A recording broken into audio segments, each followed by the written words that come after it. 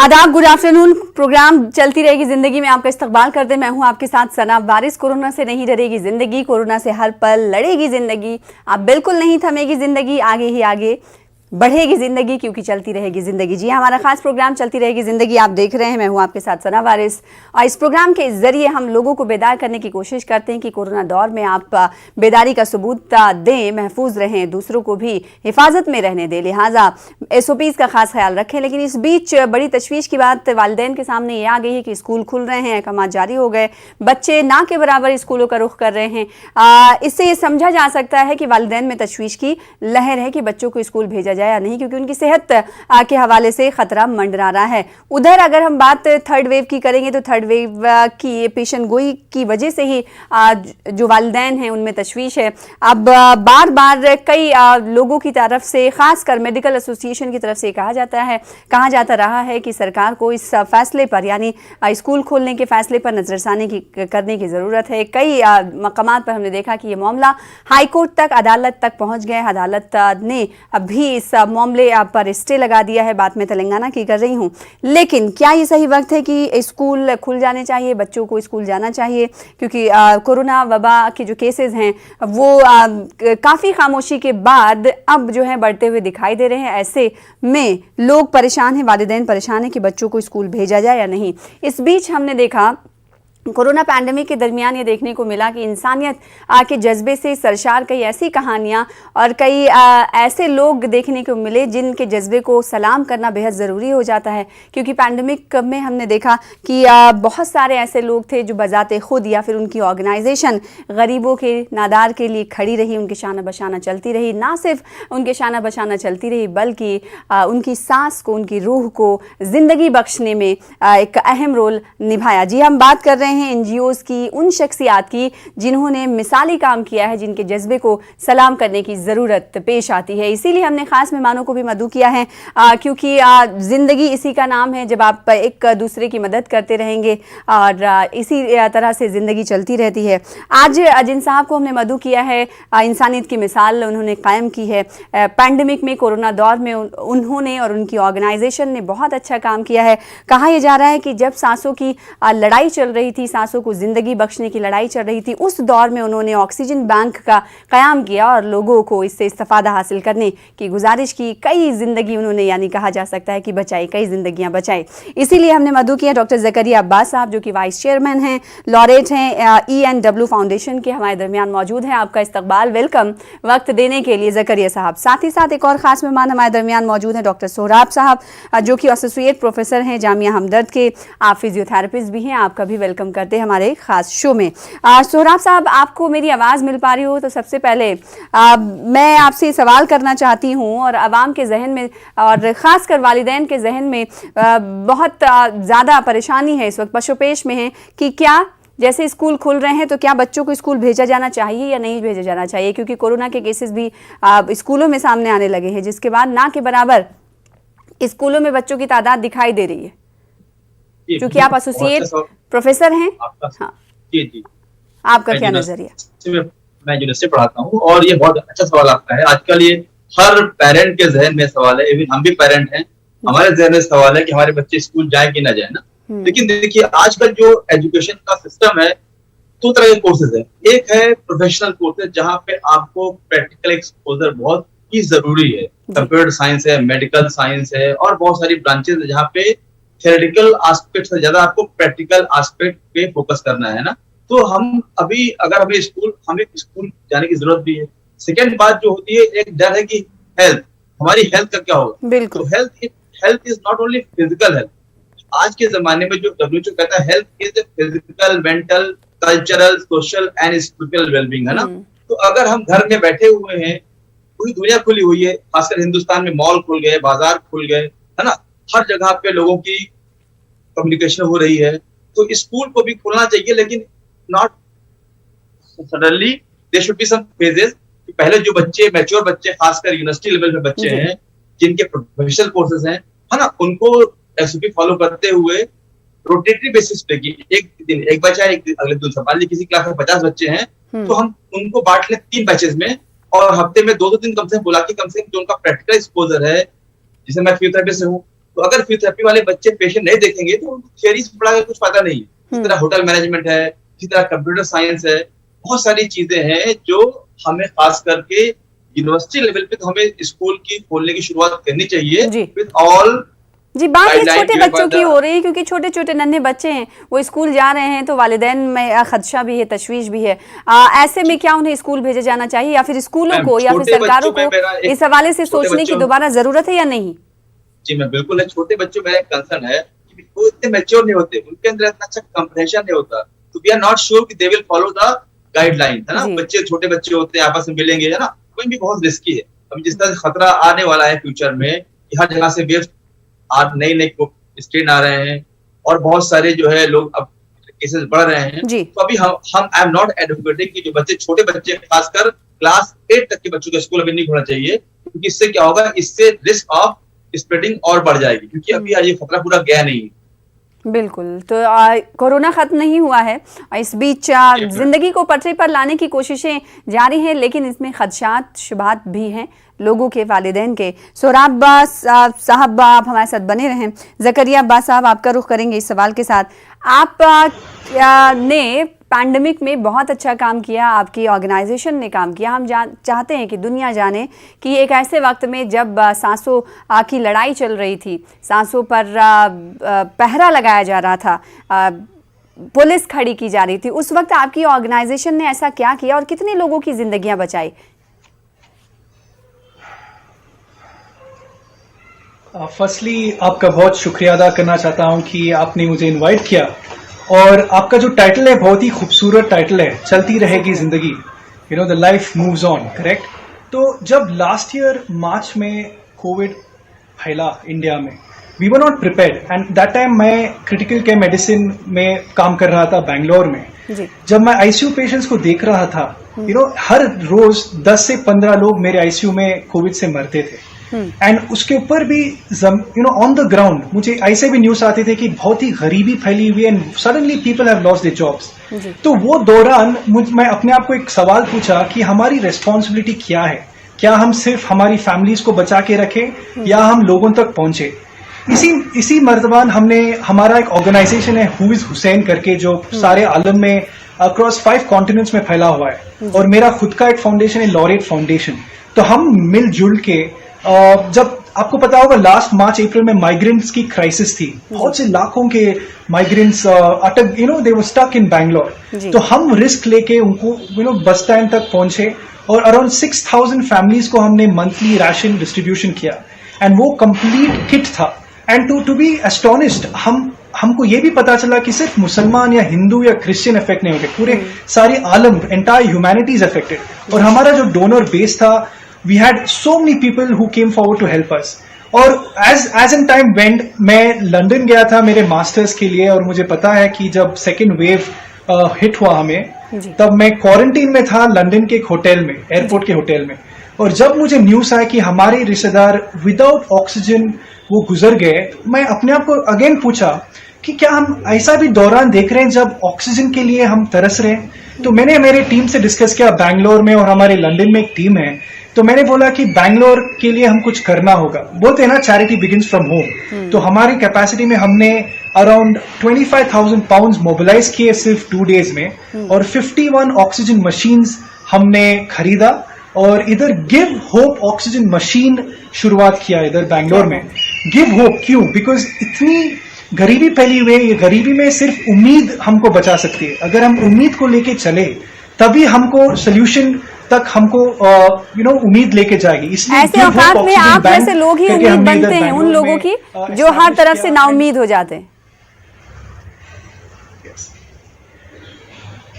Absolutely. तो अल्हम्दुलिल्लाह हमने over 200 patients free oxygen supply किया, and without rent and deposit, because बहुत से लोग, बहुत से ऑर्गेनाइजेशन माशाल्लाह कर रहे थे, लेकिन सिक्योरिटी अमाउंट ले रहे थे। लेकिन हमने सोचा कि वो 5000 सिक्योरिटी अमाउंट भी बहुत ज्यादा है any normal middle class, lower middle class आदमी के लिए। तो हमारा एक ऑटो रिक्शा था, हमने उसे व्हीकल ऑफ होप नाम कहते हैं, you know vehicle of hope, which takes the oxygen machine to the people without rent and security deposit. और इतने खूबसूरत स्टोरीज उबल के आए कि एक औरत, एक बूढ़ी औरत जो she was almost collapsing, and हमारी machine at the right time उनको तक पहुंची और आज वो हमको ब्लेसिंग्स दे रहे हैं, दुआ दे रही है। तो see we may be divided by religions, but pandemic का एक एडवांटेज क्या हुआ कि हमको सबको यूनाइट किया है। तो we are all in this together. तो यही मैं मैसेज देना चाहता हूं कि आप आगे बढ़िए, हाथ मिला के जुड़ के काम कीजिए। बिल्कुल, साथ साथ चलिए, तभी राहें हमवार होंगी और मंजिलें भी मिलेंगी एक दूसरे की, अगर आप साथ हैं, साथ देंगे। आज कल जो लड़ाई झगड़े चल रहे हैं, कई एक इश्यूज़ हैं जो चल रहे हैं, देखकर दिल जो है वो मायूस भी होता है, अफसोस भी होता है।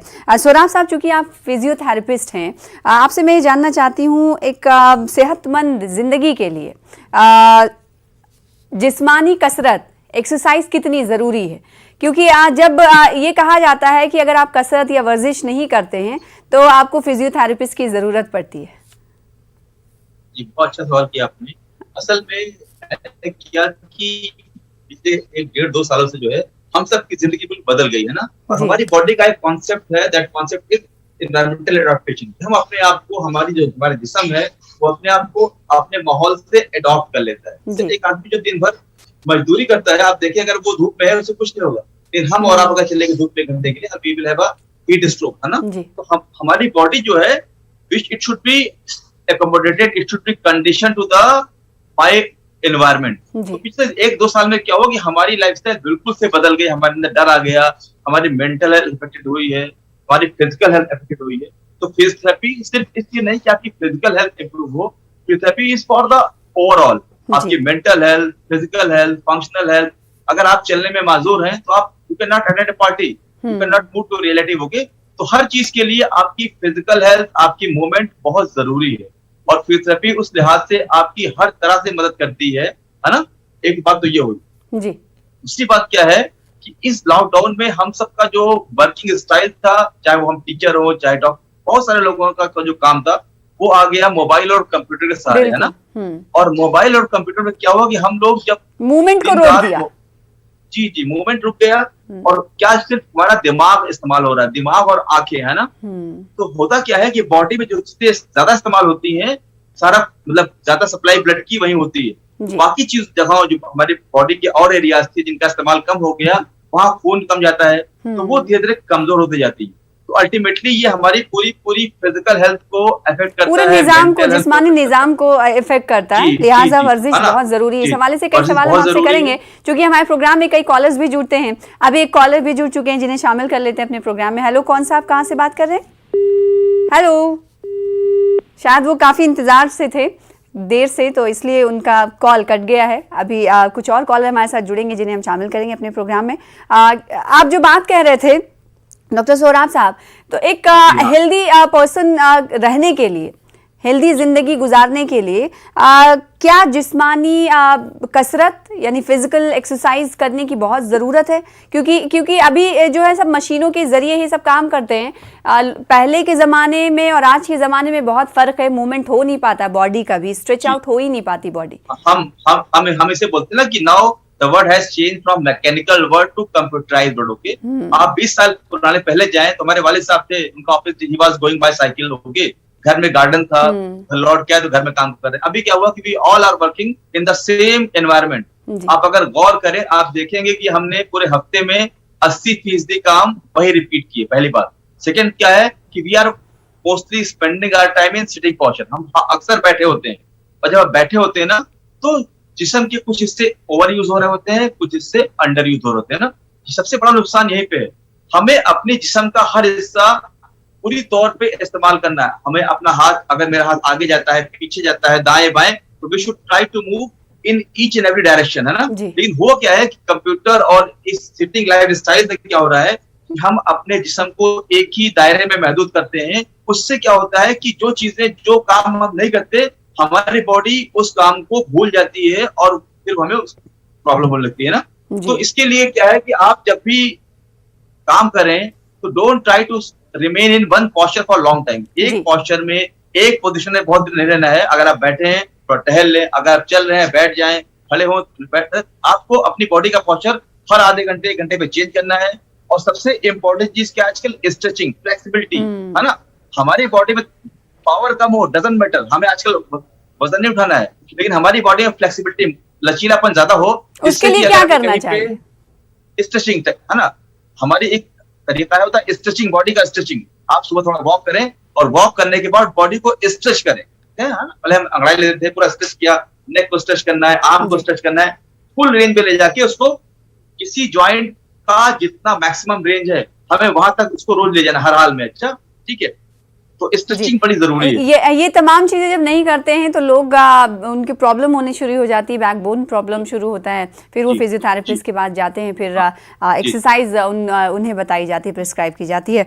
जकरिया साहब आपके पास मैं आऊंगी, आप ये मुझे बताएं कि इस काम में आप और आपकी ऑर्गेनाइजेशन कब से मुब्तला है, और अब तक आप, जैसा कि आपने कहा कि 6000 लोगों को आपने जब क्राइसिस था तो लोगों को फूड डिस्ट्रीब्यूट किया, और ऑक्सीजन के 200 आपने कहा कि 200 ऑक्सीजन सिलेंडर्स लोगों को फराहम किए। इसके पहले क्या ऐसी ही ज़िंदगी आपकी हुआ करती थी, या फिर पैंडमिक ने आपकी ज़िंदगी को चेंज किया, तब्दील किया? So absolutely, I think अच्छा काम करने के लिए आपको एक इंस्पिरेशन की जरूरत है, करेक्ट। सो हमारा इंस्पिरेशन इमाम हुसैन अलैहिस्सलाम की अजीम शहादत जो जी जकरिया साहब आप बोल सकते हैं। अल्हम्दुलिल्लाह, आज आई थिंक लास्ट 7-8 इयर्स में हम 5 कॉन्टिनेंट्स में फैले हुए हैं, और बैंगलोर में हमने 2015 से हुसैन बैंगलोर की एक टीम फॉर्म किया है, और from past 6 years we have been organising medical camps, blood donation camps. और सबसे बड़ा प्रोजेक्ट हमने किया था 2016 में, जब इराक में आईसिस आ गया था, तो हम सोचे कि जो इराक में बच्चे पैदाइशी दिल में छेद रहता है ना, तो हम सोच रहे थे कि कोई उनको मदद। इंडियन डॉक्टर्स इतने एक्सपीरियंस है, and I think Indian health care is the most underrated health care in the world. As a Indian doctor can tell you, we have the best surgeons in the world, and the most affordable and accessible health care हमारा है। तो ऐसा मैंने एक project किया था कि give life in the year 2016। तो हमने 24 इराकी चिल्ड्रन को बैंगलोर में we flew them down, and we help them with the help of doctor Devi Prasad Shetty, जो नारायणा हेल्थ सिटी के चेयरमैन है। तो we did 24 successful heart surgeries, and I am also happy to let you know in this platform कि ये साल हम, तो ये सब आपकी ऑर्गेनाइजेशन हु इज हुसैन की तरफ से किया गया प्लेटफॉर्म कि ये साल हम लंदन में एक मैराथन, बहुत खूब, तो हुसैन ऑर्गेनाइजेशन सर्जरी स्पॉन्सर किया, और हमारा ग्राउंड पे लॉरियट फाउंडेशन है जो complete logistic management, crisis management, hospitality provide किया, और मेरे वालिद मिस्टर आगा सुल्तान के लीडरशिप में हमने किया था। और this year I am very happy to let you know कि हमारा target is to help 40 children. In that 40 children हम 20 इंडियन चिल्ड्रन को मदद करना चाहते हैं जो पैदाइशी दिल में छेद है, और we have our funds ready. हमको फंड्स की कोई जरूरत नहीं है। थ्रू योर नेटवर्क जो भी हमको देख रहा है, हम बैंगलोर में हैं, you can please contact us. मेरा नाम डॉक्टर जकरिया अब्बास है।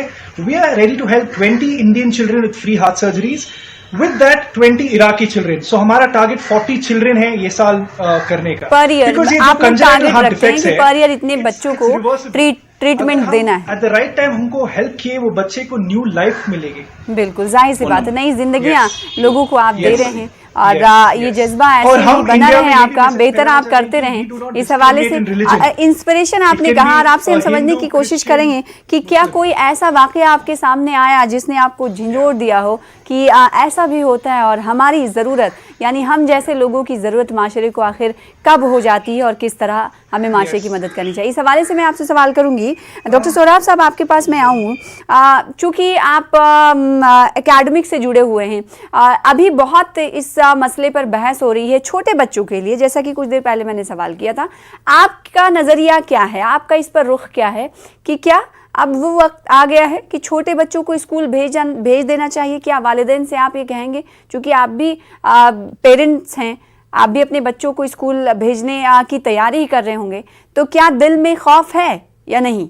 यस, पूरा खौफ है। और अभी मैं छोटे बच्चों के लिए आई विल नॉट सपोर्ट, कि छोटे बच्चों का क्या है कि वो आप उन्हें कुछ समझा देते हैं, वो अपने मन की करते हैं, ठीक है। तो हर जगह अगर बड़ी जगह कॉलेज खुले हैं, वहां पे बच्चे they can follow the SOP guidelines, है ना, प्रिकॉशन दे कैन टेक। लेकिन जो छोटे बच्चे हैं, मैं वो प्रिकॉशन नहीं लेंगे, है ना।